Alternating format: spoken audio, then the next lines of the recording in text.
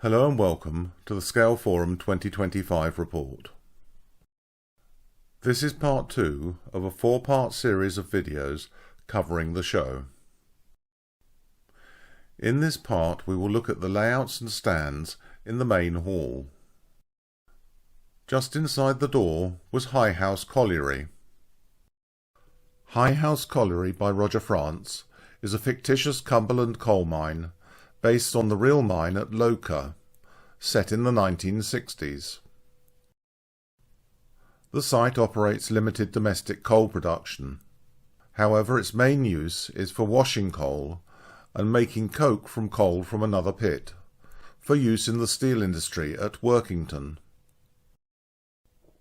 The layout represents only a small fraction of the site, with screens and sidings modelled. The scenic detail has a number of set pieces. By the level crossing, 2 ladies are passing the time of day outside the local shop, and a Series 2 Land Rover is waiting at the crossing. The advertising sign on the building is for Park Drive Cigarettes, a brand that has long since disappeared. In front of that we have the crossing keeper with red flag, standing ready to warn motorists of an approaching train.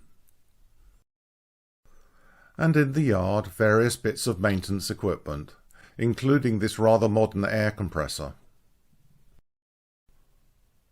Operationally, this is small tank territory, mostly 060s and 040s. Here we have Joan, paused between turns, whilst the driver has a chat. Bringing in empty coke hoppers from the ironworks branch is number 5. A Hunslet Austerity 060. This little 040 is Jack, number 4, on shunting duties around the screens. This typical shunting sequence shows the operation of the layout. Behind the screens, in a fiddle yard, the wagon loads can be exchanged for full or empty. The wagons are then moved forward through the screens. These then shunt back and forth, zigzag style, to move the wagons from the screens, front right, to the exchange siding line, back left.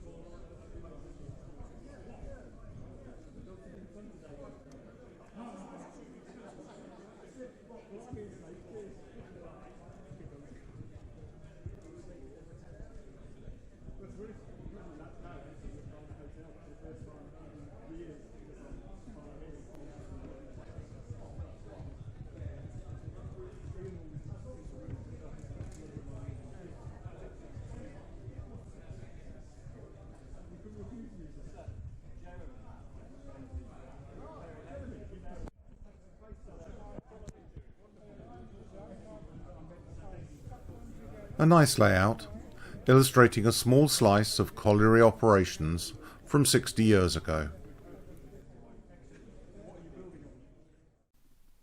To the left of the entrance was the Midland Railway Society stand. For the modeller, there was a selection of Midland rolling stock in 4mm scale on display. Also on show was the range of books and journals offered by this line society, and they were encouraging show visitors to join. Next in line was the Brassmasters stand, with a sample of their latest offering, a coronation loco and tender. Here we have the etches and a part-assembled chassis. On the display stand were more examples of their locos and information about 3D printed wagons. Next door was a stand selling a collection of models and kits from the late Colin McCallum estate. In the middle of the hall was a Hepton Wharf layout. This cameo layout represents a Lancashire and Yorkshire branch line with a canal wharf. It was built by a team of modellers led by Ian Rice, mostly over a weekend at Scaleforum 1993. The layout is now looked after by the South Hants Model Railway Club. It has a very simple track layout, single track with loop and a couple of sidings. The canal wharf is at the front. On display are some sketches showing the development of the layout. A location map to show the context. And a 1995 article from Rail Hobby magazine. As with all Rice layouts, the detail is superb. Starting at the right-hand end, we have the level crossing scene, with a pony and trap waiting patiently for the gates to open. On the other side of the crossing, there is a hint of the road curving away in the back scene. To the right we have a lady and gent in discussion, with her dog waiting patiently. The yard, whilst tidy, has the appropriate clutter for a gardener, wheelbarrow, watering can, and boxes for produce. And the scene is brought alive with brightly coloured adverts for a malt drink, chocolate and cigarettes. Turning towards the goods shed, there are two gentlemen in deep discussion stood next to the sharpening stone, and a Lancashire and Yorkshire delivery lorry with its solid tyres waiting to be loaded, perhaps with some of the contents inside the shed. Behind the goods shed is the diminutive platform for Hepton Wharf halt. It will be quite a climb up into the carriage for those two elegantly dressed ladies. A small hand crane is provided at the wharf, rated for 1 ton. At the left-hand end there is an overbridge to mask the exit to the fiddle yard. Signalling on the layout is sparse, just one post in each direction. And up on top of the bridge there are two men in discussion, with a dog peering over the parapet. And this lovely little detail at the front, a fisherman trying his luck in the canal.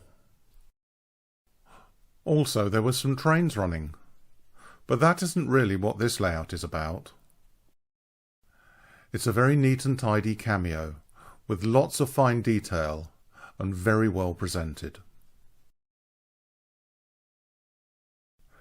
As usual, Squires was very busy, offering a huge range of tools and kits, as well as an opportunity to stock up on paint and scenic materials. Across the aisle in the middle again was the Bramsden diorama. Bramsden, east of Ipswich by David Hawkins, is a diorama that represents part of a fictitious town in rural East Sussex set in 1957. Not a train in sight. Whilst covering a relatively small area, just the market square and its immediate surroundings, the delight of this diorama is the observation and detail included in the model. The diorama has undergone major surgery recently. It now has a new display case courtesy of Tim Horn baseboards. On arrival at the show, this is devoid of buildings, as seen in this top-down view. And from the front the forced perspective is more obvious, without the buildings in place. With none of the buildings fixed, these must be arranged each time it is displayed. This allows David to make changes as buildings develop and to try new techniques as his ideas evolve. The scene is always changing, as can be seen with the part-completed buildings on the right-hand side. Other buildings are more or less complete, although even the Great Eastern Hotel has more detail to be added. Here is the bedroom internal detail, which will be just visible through the upper windows. Now let's take a look at some of the detail around the market square. At the front is the War Memorial, erected after the Great War, as shown by the date in the stonework. To the left we can see a house with a finely detailed porch, an old-style postbox, a barber's pole advertising the trade, and there is a gap between the buildings with a handrail which suggests steps down. Given the steepness of the handrail, cycling down this route would be catastrophic. Perhaps the no cycling sign isn't really necessary. The bus, central to this part of the scene, sits empty waiting for its next journey. Vehicles dating from the 1930s and 40s are parked on the square. Markets are only on Tuesdays, so the parking is freely available for the rest of the week. On the corner is E.C. Rumblow's general store, covered in enamel signs so typical of the era: Tizer, tea, marmalade and cigarettes. Two ladies are posed in conversation. Note the muted colours of their dresses, and the youngster in the pushchair left outside the shop for a few moments. The delivery bike, propped up against the wall, has an advertising panel for the shop set in the frame. Some lovely detail captured in this model. To the side of the diorama, David was showing examples of how the models are made and decorated, using various techniques from brick paper through to the latest laser cutting for mortar joints. This model gives him a platform to experiment with different techniques. Also to hand were various books, which were sources for images of adverts, notably the 1950s scrapbook by Robert Oppy, which has examples in colour. A delightful diorama, and it was nice to be able to take the time to talk with David about his approach to modelling. Over in the corner by the stage was the Alan Gibson stand, with the usual range of wheels to choose from, and information about new and returning items to the range, such as conversion wheel sets and conducting wheels. On the Dingo servo mount stand, there was a demonstrator for servo operation of signals, with double pull and signal bounce. In front of the stage was branch lines, offering their range of locos and coach kits. On the Southwestern Circle stand, there was a display of their various publications, including their monographs, which provide a deep dive into particular subjects. A recent one being Southwark Bridge, describing a P4 layout of a might-have-been terminus in London. Also on show was a pre-production model of the T3 from Effie Rail. It was good to see the Missenden Railway modellers and have the chance to discuss their new venue, as well as look at information about the courses that they offer. Back in the centre we come to the Flintcombe layout. Flintcombe, by the East Dorset Gang of Four, depicts a fictional line running southwest from the Somerset and Dorset at Sturminster Newton, the layout's name being inspired by Thomas Hardy's novel Tess of the d'Urbervilles. The station layout provides a simple run-round with yard shunting, and a private siding to a small quarry bottom left. The fiddle yard is off to the left. The layout is set in the late 1930s, with both passenger and freight trains operating. Now let's take a look at some of the detail. To the right of the head shunt there is a village scene, a small stream with swans, a few sheep, and washing hung out on the line. The pub is a classic thatched building, with a couple of gentlemen sat out in front enjoying a pint. To the other side of the front door there is a huntsman, entirely appropriate for a pub called the Fox. On the road there is a load of timber, with a horse being led by a carter. Looking along the layout, we see the water tower nearest to us, then the platform and station building, the signal box, and the private siding disappearing under the road bridge, through the arch on the left. The station building is quite modest. The porter is patiently waiting at the barrow crossing, and there are a couple of gents in discussion with the station master. The flower bed on the platform is clearly cherished, and may even help Flintcombe win this year's prize for the best kept station. On the overbridge we have the other huntsman and a pack of hounds, looking for their lost colleague, the one in the pub. Notice the old-fashioned stile to the right of the gate, and down by the track the quarry office for J. Groddy and Sons. The exit to the fiddle yard is via this tunnel portal, set in a deep chalk cutting. The upper quadrant SR rail-built signal has a backplate to enhance visibility. Just in front is the quarry face and its sidings. Train services were run by the LMS, while the infrastructure and signals were the responsibility of the Southern. Here we have 4557, which was one of the original Somerset and Dorset engines, number 57, passing in to LMS ownership in 1930. Now let's take a look at some trains running. Here we have a passenger train arriving from Sturminster Newton.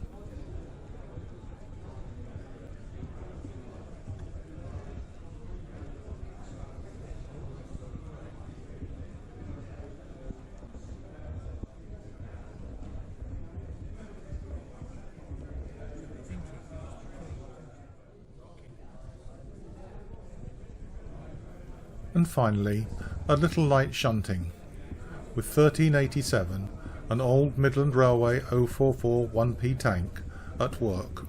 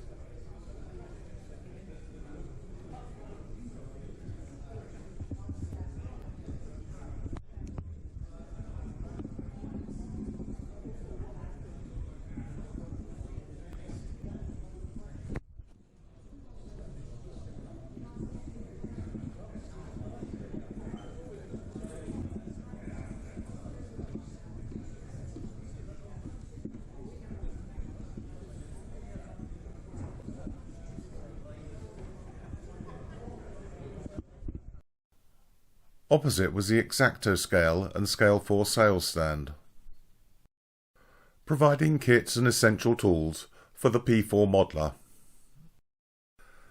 At the end of the stand there was a selection of old photos available.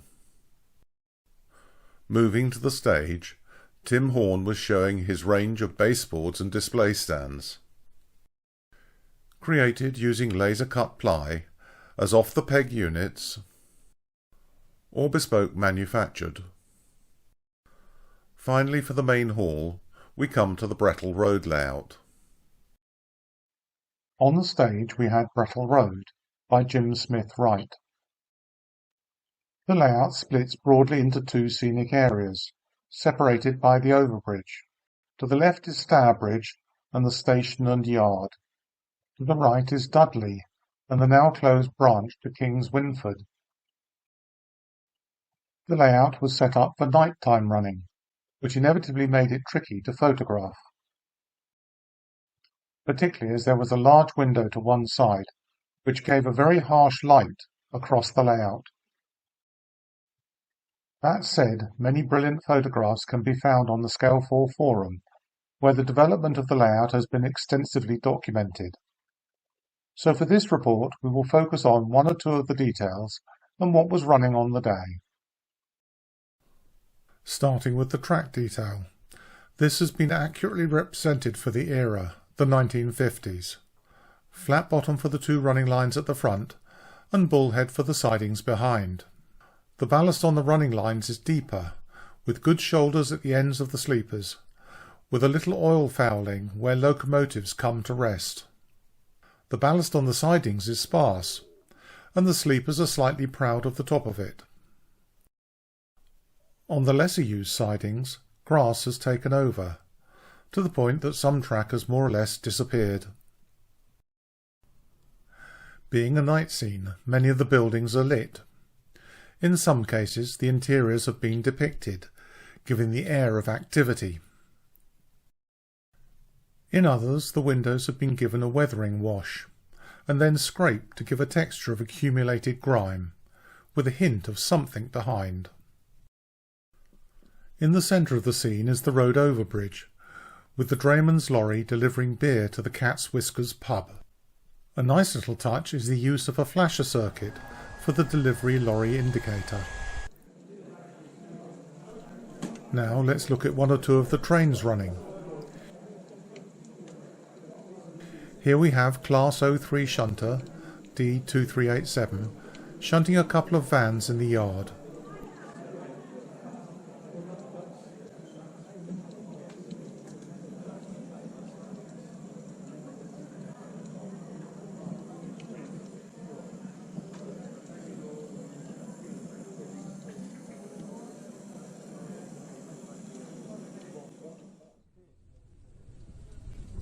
Next up we have a pannier tank with tank wagons heading south towards Stourbridge.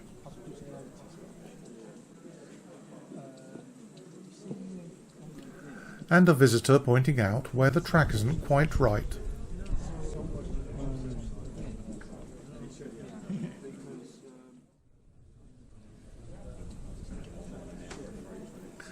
Next we have Class 11 loco 10249. On the main line heading off towards Dudley, with what looks like a pick-up goods. Just behind in the yard we have ex-Midland Railway 3F 43687. Some fabulous slow running here.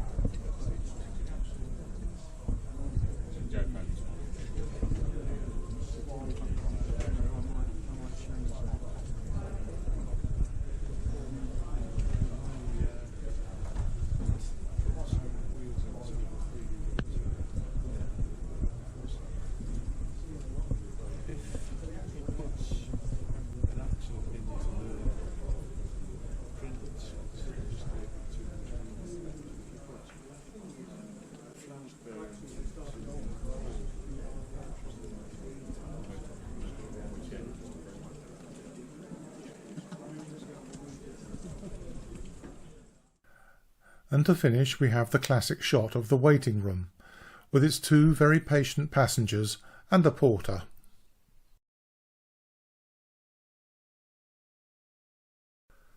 That concludes part 2 of the Scaleforum report, covering the main hall. Next we will take a look around the sports hall in part 3.